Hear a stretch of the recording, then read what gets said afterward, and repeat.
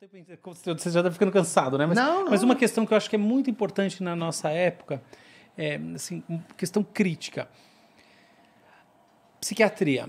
A gente está num momento, assim, de quase de um esgotamento das técnicas existentes, farmacologia. Assim, eu tenho vários estudos com estimulação magnética transcraniana, mas a verdade é que a gente tem um certo esgotamento, bateu no limite. Tal como a gente está falando do esporte, existe aqui uma questãozinha, assim, quase que uma desesperança com o tratamento das doenças psiquiátricas. Como você vê o futuro dessa área, que é uma área sagrada nas neurociências, uma das áreas mais importantes do ponto de vista aplicado? Você está falando de quê? De Alzheimer? Não, estou falando de depressão, esquizofrenia, transtorno bipolar, toque. No meu último livro, eu tenho um capítulo que eu tenho proposto, o paper está quase pronto, mas também a pandemia atrasou isso, é um paper teórico, né? Onde eu tenho proposto que, por causa de um monte de estudos que nós fizemos em ratos transgênicos, em camundongos transgênicos, no nosso laboratório lá na Duke, de que... Como é que é um rato transgênico? É um que você mudou o genoma dele. Para ele ter uma doença, por exemplo. Você quer que o rato surja com uma coisa parecida com depressão? Tem modelos de Parkinson, tem modelos de Alzheimer, tem modelos de várias coisas, né? Tá. Não é idêntico à doença humana, mas é próximo, dá para você começar. Tá. Nós chegamos à conclusão, estudando vários modelos durante 12 anos, de que epilepsia focal é a via comum fisiopatológica de múltiplas doenças do cérebro. Epilepsia, eu pensei que você ia falar inflamação. Não. Epilepsia. O padrão é inflamação. Não. Eu estou falando de...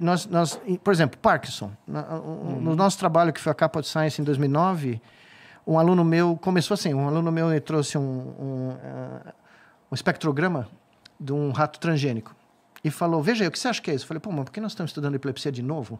Nós tínhamos parado de fazer. Ele falou, não é epilepsia, isso é um rato parkinsoniano.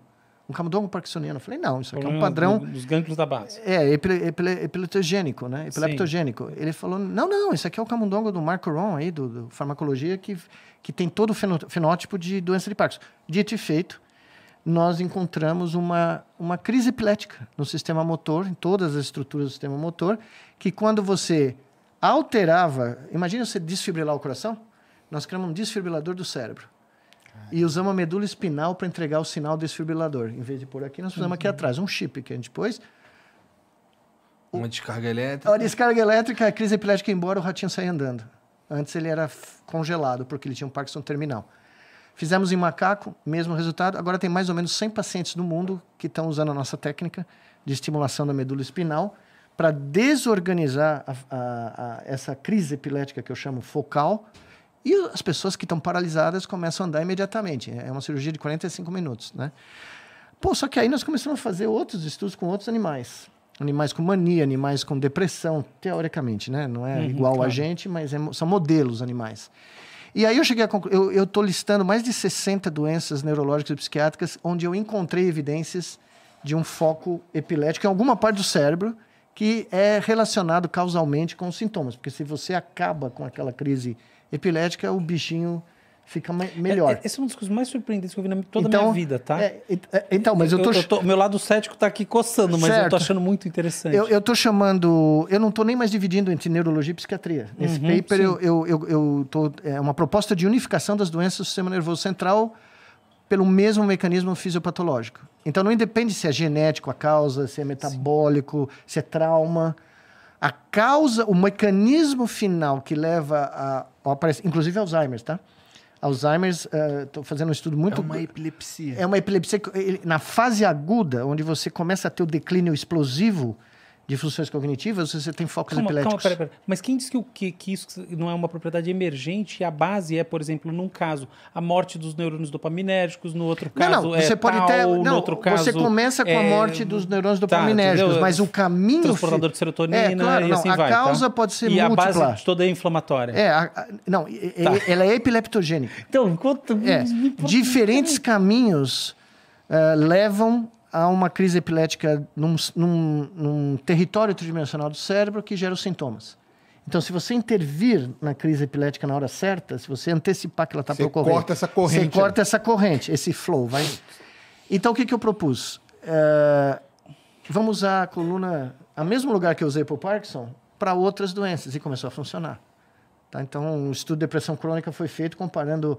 Não, tem DBS que estimula... Não, sim, mas a DBS você tem que ir lá dentro do tudo cérebro. bem, mas é que de estimular para depressão funciona, mas a questão é... Não, mas a diferença é muito importante, porque a medula aqui é uma parte que carrega a informação tátil. Não tem nada a ver com Parkinson, nada. Só que são 1 milhão de fibras que vão para todos os lugares do cérebro. Então, é um highway, é uma via expressa que atinge qualquer lugar do cérebro. Então, se você estimular lá na frequência correta, você cria um desfibrilador do cérebro. Você consegue pela medula, pela espinha da pessoa... pela superfície, você não penetra, você põe na superfície. Mas você consegue direcionar para onde vai? Isso, pela frequência que você usa e a intensidade da estimulação. É o tipo de pulso que você dá. Caralho, isso é incrível. Então, é incrível mesmo, assim, eu tô achando incrível. Então, esse paper, nós vamos testar ele agora. Nós estamos terminando de escrever, né? Porque doenças como anorexia. As pessoas encontraram focos epiléticos. Tanto é que a maior prescrição de antiepiléticos, drogas epiléticas, fora de quem tem epilepsia, é para doenças psiquiátricas. Sim, total. Né? Agora, uma bipolar, transtorno bipolar, esquizofrenia, começou assim, né? Depressão. Então, a minha sugestão, a minha hipótese é que funcionou esses medicamentos funcionaram durante um tempo porque a causa principal é epilepsia. Tá? Foi um chute na época, mas funcionou.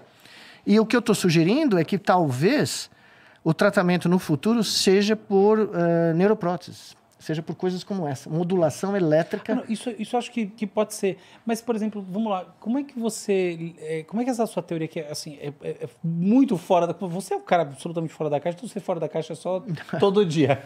É mais uma coisa que se tiver certo... Cara, eu não sei como... Daí o Nobel tem que vir, não é possível.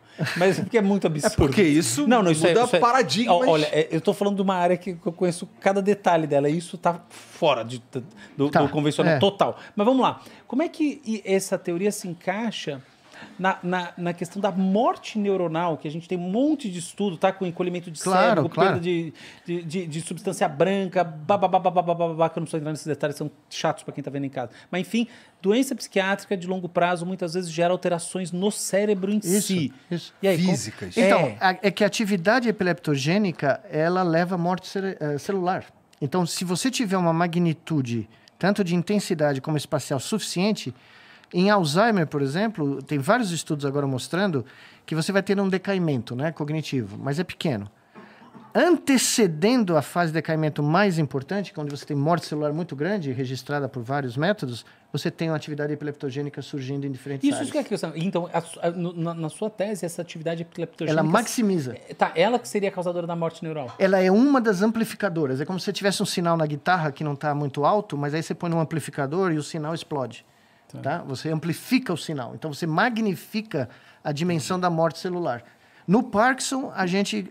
Tanto é que nos bichinhos e nos macacos que a gente tratou, ratos e macacos, que a gente tratou cronicamente com a estimulação, parkinsonianos, né? Que a gente tratou cronicamente, a morte celular dopaminérgica diminui.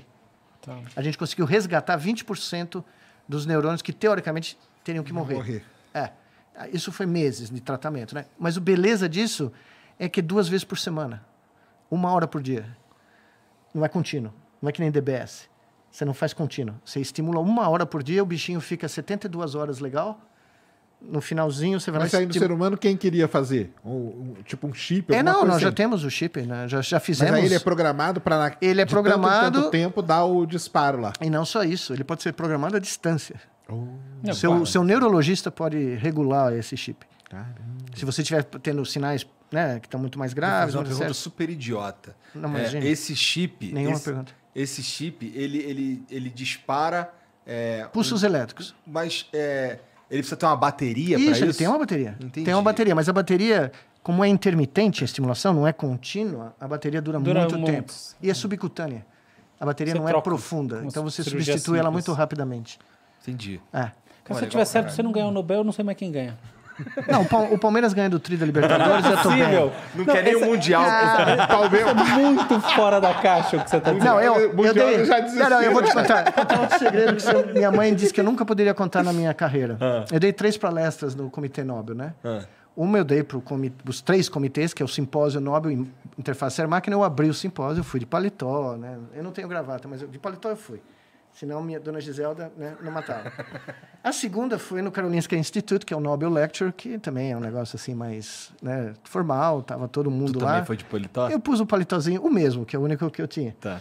Mas numa outra palestra do Karolinska Institute, que os estudantes me convidaram, Aí você foi de... eu fui com a camisa do Palmeiras. Né? Né? Então, dona Giselda nunca me perdoou, mas foi sensacional, porque a molecada, né, não entendeu nada, mas não tinha Crefisa. Então foi bem antes. Bem antes, não levantou um corintiano lá e cadê o Mundial? Cadê o Mundial? Não foi, não teve. Ah, muito bom. O pessoal é discreto na Suécia.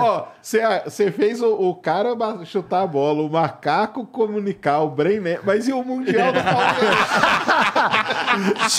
Se o imperador Abel Ferreira I me ouvir, a gente chega lá. Chega aí, ó. Tá vendo? Pro bi, né? Pro bi, né? Porque o primeiro já foi.